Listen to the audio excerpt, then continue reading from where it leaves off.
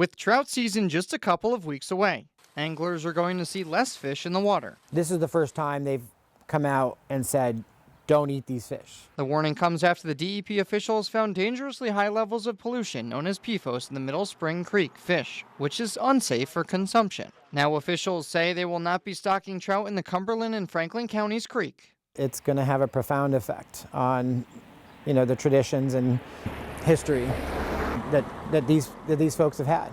PFOS are considered a forever chemical, and without treatment to the water sources, the EPA says it can harm the immune system, damage the liver, raise cholesterol, and disrupt thyroid hormones. Many homes in the area use wells to pump in drinking water, too. DEP Secretary Jessica Shirley said in a release, quote, "Protecting public health is a top priority for us. Advisories like these are not something that we recommend lightly, and DEP will continue to sample fish species and revisit this recommendation in the future." While it is still safe to fish, officials advise not to consume fish or drink water from creeks and streams in the area. The PA Fish and Boat Commission also says trout will be stocked at other locations at the beginning of the season, starting in April, where the water is safe. Kaya Lennis, Fox 43 News.